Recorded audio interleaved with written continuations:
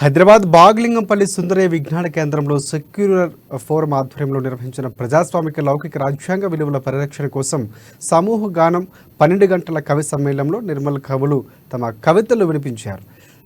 మత సామరస్యంపై తెలంగాణ రచయితల వేదిక నిర్మల్ జిల్లా అధ్యక్షుడు నేరెళ్ల హనుమంతు, సామాజిక సాంస్కృతిక అంశంపై తెరువే నిర్మల్ జిల్లా ఉపాధ్యక్షుడు అంబటి నారాయణ కవితలు చదివి వినిపించారు. సభాధ్యక్షులుగా సూఫీ, ప్రత్యేక ఆహ్వానితులుగా కందుకూరి శ్రీరాములు పాల్గొన్నారు.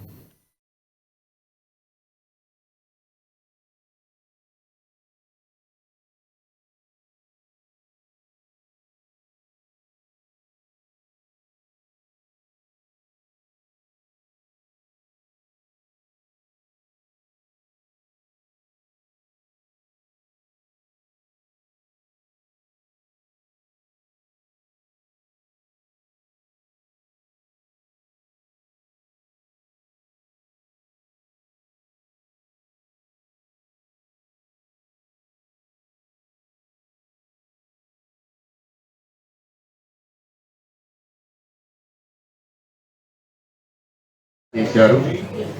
వారికి 2 కళ్ళున్నాయి మనకున్నట్టుగానే, కానీ ఒక కన్ను సహజ కవిత్వం, మరో కన్ను అనువాద కవిత్వం.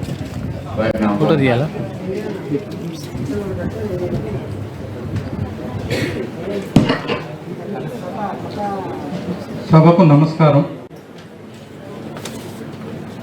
నా పేరు పి శ్రీనివాస్ గౌడ్. కవిత శీర్షిక గొంతెత్తి చూడు.